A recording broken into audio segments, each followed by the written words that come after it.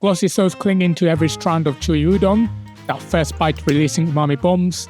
These Soupless Udon noodles deliver great comfort in just 10 minutes. For a printable version of this recipe, visit my website. Just Google Abura Udon Sudachi to find me. This recipe starts with a glossy flavor-packed sauce. For each portion, you will need half tablespoon of water, half tablespoon of oyster sauce, half tablespoon of soy sauce, half tablespoon of toasted sesame oil, half a clove of grated garlic, half teaspoon of rice vinegar, quarter teaspoon of sugar, half teaspoon of lard, eighth teaspoon of chicken bouillon powder, and eighth teaspoon of dashi granules.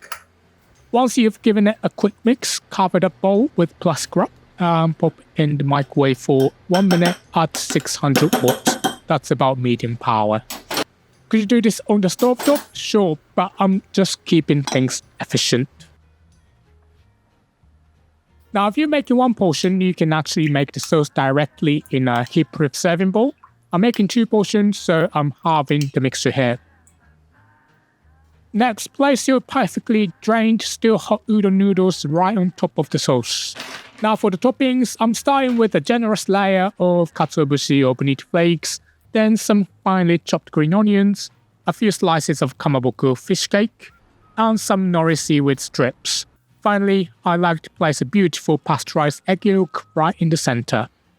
Mix everything together until the sauce coats every noodle strand, giving you the gorgeous glossy finish that makes Abura Udon so irresistible. And here's the beautiful thing about this dish, it's completely customizable. Want some tang, add a splash of extra rice vinegar, craving heat, drizzle on some chili oil. You can even play around with the toppings.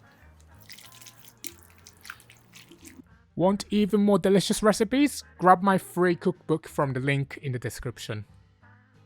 Okay, let's go over the ingredients one more time.